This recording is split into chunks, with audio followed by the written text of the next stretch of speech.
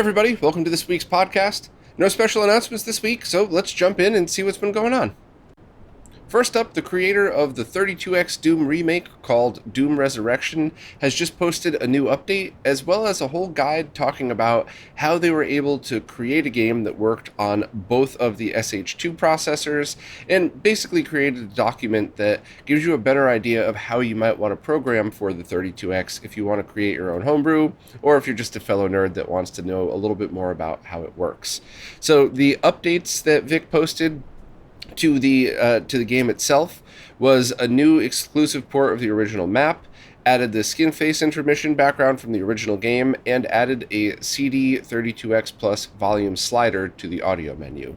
So good updates, but not as crazy as some of the other updates Vic's posted. However, I think the big news here is the guide that's posted that really gives you a good sense of exactly what it is that's going on with this and why it works so much better than the original. So check that out over on GitHub if you're interested.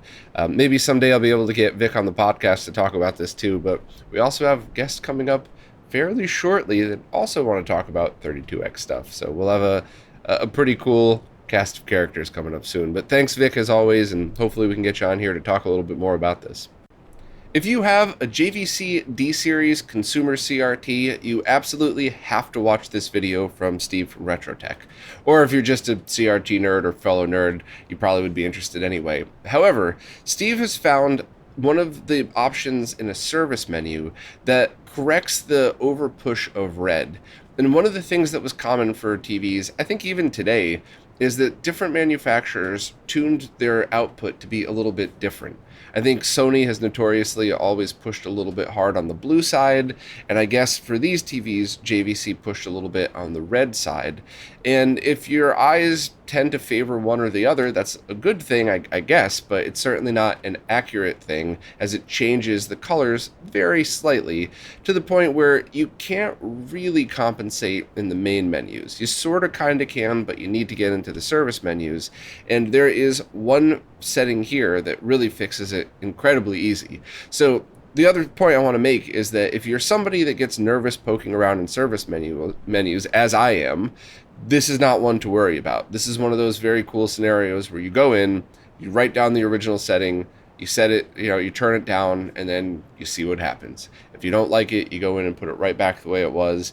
It's not like messing around with 7 or 8 different settings where one also affects the other, and then you could screw up the whole calibration. This is luckily one of the very easy ones. You just have to be patient to get to it, and you should be able to tweak it. So check out Steve's video. The only other thing to add is not all JVC D-Series have the same tubes or boards inside, so you might not find this exact feature in your service menu, but it's worth trying, because the worst thing that could happen is you spend a minute or two doing it, you go through and you don't find it, or you don't like the result and you put it back, whatever. But this is one of those CRT hacks that I would recommend that anybody with this model try. And once again, if you don't even own these but you're still interested, I would just kind of give this one a watch just to get a better sense of what goes on in the background in these service menus, just because I think it's kind of neat. So thanks, Steve, for making this. A new retro computer-focused project was just announced that puts a Raspberry Pi Pico on an ISA card in order to emulate the Gravis ultrasound audio cards from back in the day. So this project is one of the many modern retro things that allow you to get at least aiming for equal performance as the original, but without trying to find an older sound card, recap it, repair it, and go through all of that trouble. So this project is not open for sale yet, but you might want to follow the creator on GitHub or Twitter just to kind of see.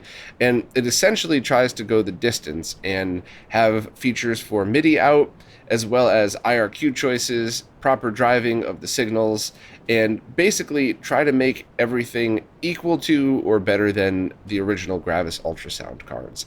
And I think stuff like this is really cool, because it's anytime you have new products to support old stuff, then it kind of breathes new life into them and makes sure that they could last even longer. Also, because it's a Raspberry Pi Pico, it should be user updatable via just a USB port, USB micro cable, so it should be pretty easy. So we will update everybody when these are actually released for sale, but we thought we'd let everybody know just because this might be something that retro computer users could benefit from. So keep an eye on the project, and hopefully this would be up for sale for us to purchase pretty soon.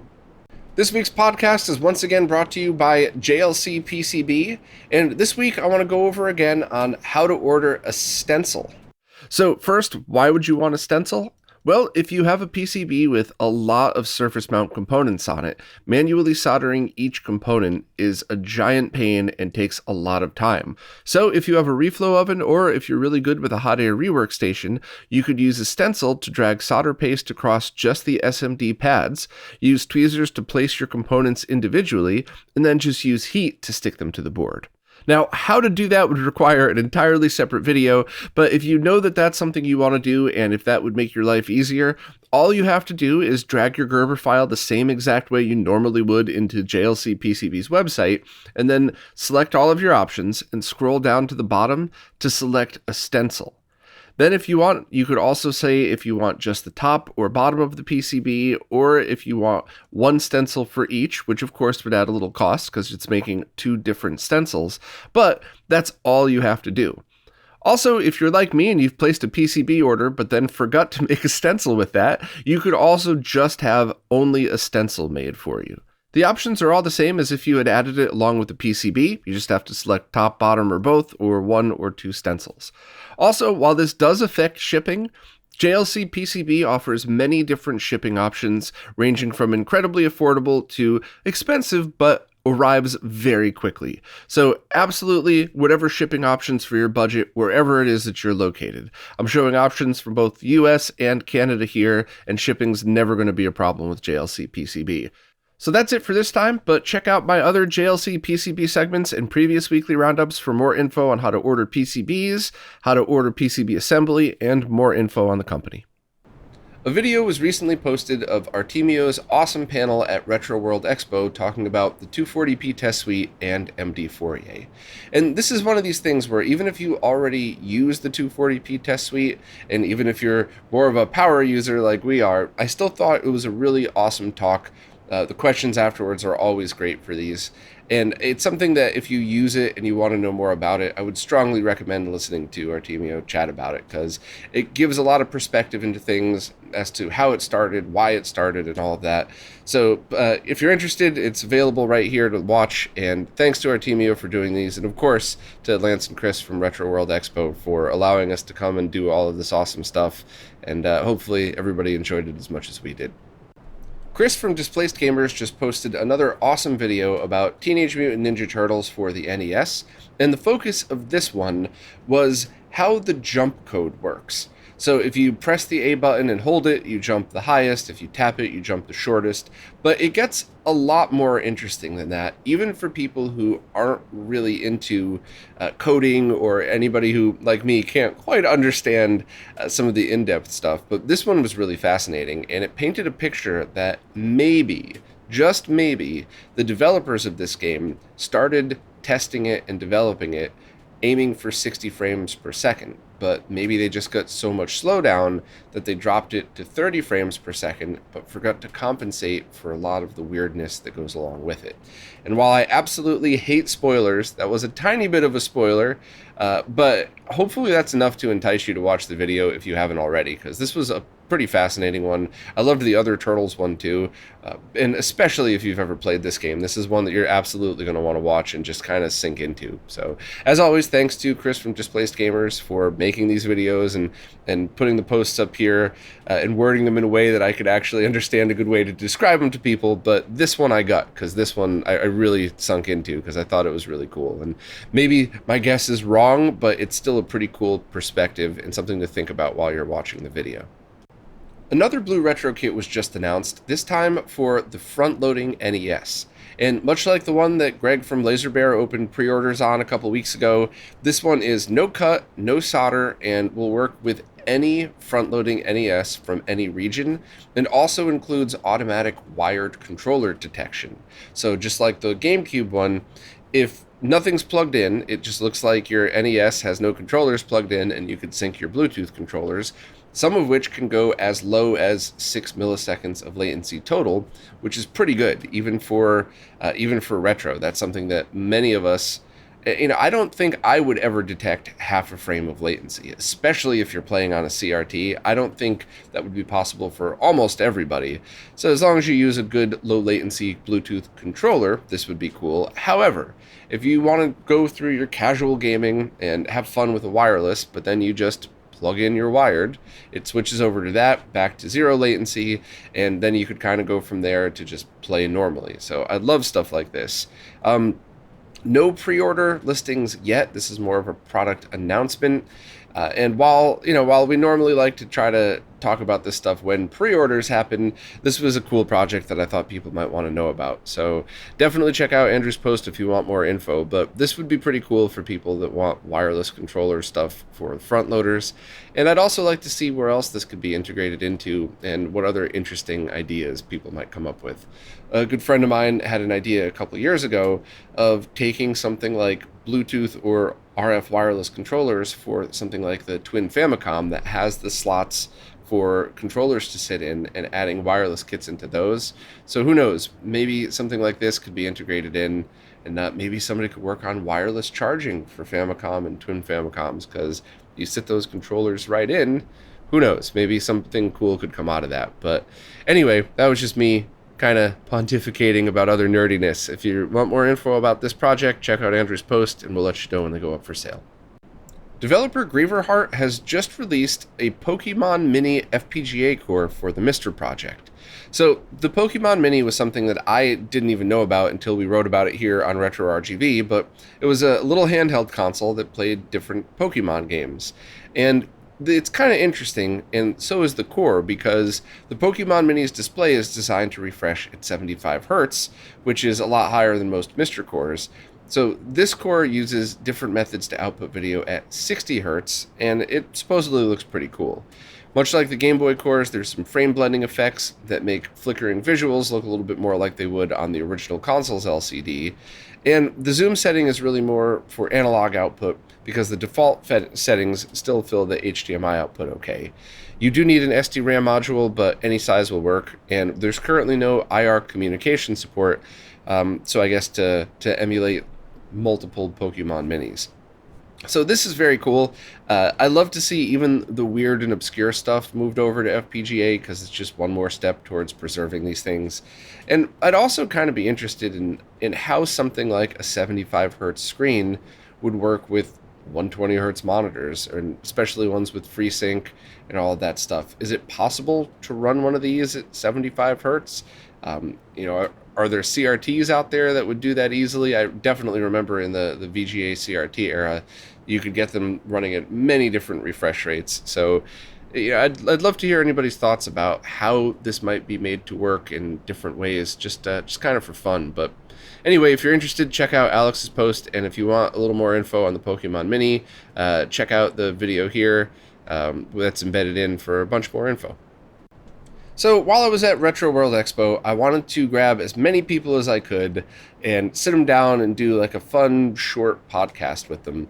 And unfortunately, I only got to about half of the people that I wanted to talk to, but I was able to still talk to a bunch of really awesome folks, and I wanted to share that with you, so that you could kind of feel like you slid up a chair and kind of hung out with us while we were there. I know it never beats actually being there, but a lot of you couldn't make it or just live very far. So hopefully you would enjoy this as like a fun compilation podcast. This is part 1 of 2. Part 1 went great. The guests in part 2 were equally as amazing, but the audio was not. So next week, expect a drop in audio as the time goes by. Also, a fun little fact, I decided to put this out in chronological order just because that's the most fair way to do it, and I picked people based on who was walking by me, so there was no favoritism. But it's also kind of fun to see how exhausted I got by the end of the day and how loopy I got by the end of the part 2. So feel free to tease me and make fun of me for that one. But the guests were all awesome, and hopefully you all enjoy listening. And as always, listen to these however is easiest for you. Audio-only podcast services, on videos on YouTube, download the MP3, whatever. We don't care. As long as you enjoy the content, it's a total win. So thanks to everybody who was a part of this, and hopefully you all enjoy listening. Now it's time for this week's Mr. Updates, care of Lou from Lou's Retro Source. As usual, I'm going to skim through these, and if anything piques your interest, please watch Lou's full video on this and reference the post too if you'd like. Starting us out, Jimmy Stones used the information learned from working on Missile Command to improve Centipede's trackball support. An update's now available, and he's also revisiting the Sega Gremlin Z80 core. Next, Furtek posted some screenshots on Twitter showing the progress of the Teenage Mutant Ninja Turtle core, and this was pretty cool. Furtek posted that there's now a full title screen being able to boot, and they also posted history of how much work has gone into it so far and what it used to look like when the core was attempted to be booted before this. So I still think we have quite a while before a playable alpha or beta is ready, but awesome the progress is being made. Also, Pierco has moved Cosmic Police Gavilan from simulation over to running on the Mr. FPGA. And there isn't a release yet because there's still a whole bunch more work to be done, but at least it's confirmed now it is running on it, so that's pretty awesome. There's also been some improvements to the Truxton 2 core. It's still considered beta, but better than beta, not an official release, so if you're into that, check it out. Darren O gave some updates to the Akari Warriors 3 core, and has some different posts showing decoded sprites and some other updates. Also, the PlayStation Core celebrated 1 year of development, which was pretty awesome. Robert has been posting awesome updates ever since it began. I remember talking to him right before he started on this, and it's pretty cool to see, because that's an insane amount of work to be done in just 1 year, if you kind of consider everything that went into it. Also, development on the Neo Geo Pocket core just got some help because Hotego hired an engineer to work on the Neo Geo Pocket full-time. The engineer is a college student or recently graduated college student, so now Hotego has 2 people working on it. And I would like to politely but very positively remind everybody that you made that happen. Everybody that supports on Patreon if they're available to, or if they're able to, but even more importantly, people spreading the word. Because even if you're not in a position to support, tell your friends who are into this stuff who might be. Because stuff like Patreon support is definitely a quantity game. The more people you have signed up, the more help that could happen. And, you know, it's something I try to get across to people for myself, selfishly. Sorry to make Hotego's awesome update about me here, but it's something that I always try to push, because while there's still a whole bunch of people that refer to Patreon as a platform for millennials to try to make money off their basket weaving companies, honestly, many people have said that to me. That's not what it's about for most of us. It's a way to enable development without being tied to a company, without trying to switch your business model to milk the algorithms and to, you know, and to try to capitalize on whatever you're making. It allows creators to just do what we all need them to do without the confines of that. So if you're in a position to support, please support your creators. And, you know, Hotego is definitely a great example of this. I hope that I am too. I really try to be, but I always try to get better as well. Anyway, moving along. The IREM M72 core has now been officially released, which means you can play games like R-Type, Ninja Spirit, and a bunch of other really awesome ones. Just run your favorite Mr. Updater to do it. Also, the Ypsilon has released a custom database creator. And this is something that I've kind of left it in my inbox to remind me to continue to work on it. But I think this would be really, really cool. So that way you could kind of add a custom database, you could tweak things even more. And I'd love to dig into this. And I'd also love to digging into how to configure a MiSTer for permanent Tate support. So let's say you have an arcade cabinet with a rotated screen in it. You know, how do you set it up so it boots directly to only vertically oriented game list and have the menu rotated so that you could see it. Now, obviously, rotating the menu might require a frame buffer, but it's a menu. Who cares? There could be 1,000 frames of lag. If it's just a menu, it doesn't matter. So maybe people are already doing this and I just completely forgot. Totally plausible. Or maybe it's something we could all work on together, but it's definitely something I'm interested in. So please remind me in the comments. And if I'm a moron and people are already doing it, feel free to let me know. I deserve it. Also, there's another core for a Casio PV1000. Flandango just released that one. There's the Pokemon Mini core we already talked about. Rocky has made their Psychic 5 core available to the public. The game was developed by NMK and published by Jalico. I still don't know if there's a right answer for that one. And there's also a test core for Snow Brothers 2. So this is similar to the hardware from Truxton 2. So this is another core that's in beta that you could try out if you'd like. Just go directly to the post if you're a supporter of Track 17, copy and paste it. And also there's some other miscellaneous updates for things like the PCXT, Sorcerer Striker, and Kingdom Grand Prix. And it pretty much sums it up. So, as always, thanks so much to Lou for compiling all of this information for us. It would be impossible for me to keep up, so really appreciate it. Please don't forget to subscribe to his channel, and we'll keep you updated on any more Mr. Awesomeness. I recently did a live stream showing pre-production units of Retro Game Restore's clear Genesis Mega Drive shells. And there's a few points that I'd like to make. I'll skip to the end, and then if you already know the story behind this, you could drop off. But these are pre-production units. So they were dirty, I guess is the best way to describe them. They're not at all what you would get if you ordered them. There were people, I kept repeating it during the stream, but there are still, and I even put it in the notes, but there are still a whole bunch of comments afterwards from people that didn't get it at all. These were sent to me so that I could test them out for fit and function, kind of give my thoughts on it. And while I did have one or two little comments that I thought might help the rear I/O port, otherwise, they're awesome. I thought these were absolutely excellent. Once again, I can't really tell which one I liked better, the completely clear one or the smoke clear, but they're just really cool. They're exactly what you would expect from Retro Game Restore. The only other thing that I was messing with is a way to affix the stickers on the top, and I think the easiest way to do it is to get some light Scotch double-sided tape, not the super sticky one like I had to use here because that's all I had.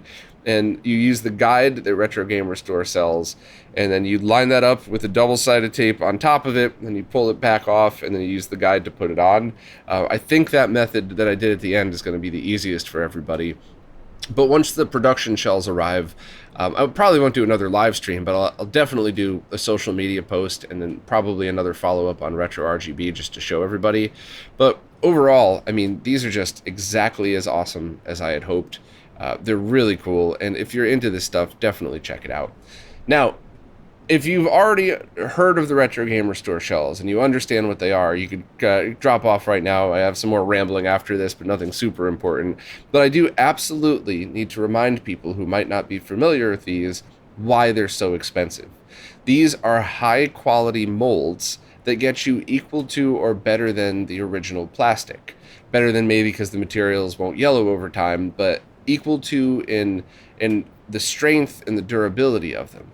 And in order to do that, you have to spend tens of thousands of dollars to make these molds, and then there's a minimum order that you have to make. So if we were miraculously able to spread the word about this and sell 10,000 shells, they would plummet in price. But that's not the case. And in fact, these things are having a hard time getting the full pre-orders fulfilled because they are a bit expensive, because that's how much it costs to make these things.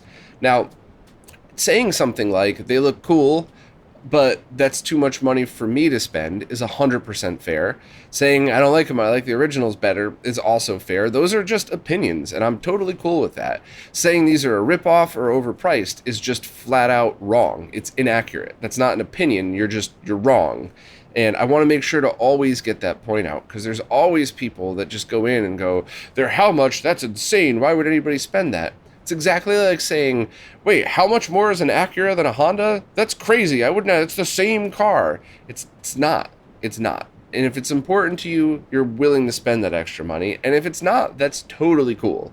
I just always want to make that distinction. I probably drove everybody nuts who listens to this podcast who totally already gets it, but I just need to get the word out there, because there's a massive difference between something that's expensive and something that's overpriced. And I just want to make sure I'm very clear about that. So I'll show more pictures when the full production units come in, but these are awesome. I'm very happy with it. And the only other thing I might add is I like the 16-bit sticker. I think it's cool. I think it fits the look of it. But I would love to see someone like Graphics Gear make their own overlays. And that's not an insult to Martin. I think Martin's job is to make the cases as good as possible. I just think that having different stickers and overlays to put over it might be a really cool thing for people. So check out Graphics Gear stuff. I should try to leave a link to at least one of their social media accounts in here. Hopefully they'd be willing to make some really nice overlays, because I'd love to see different details for different regions. I'd love mine to say high definition graphics, just because why not, right?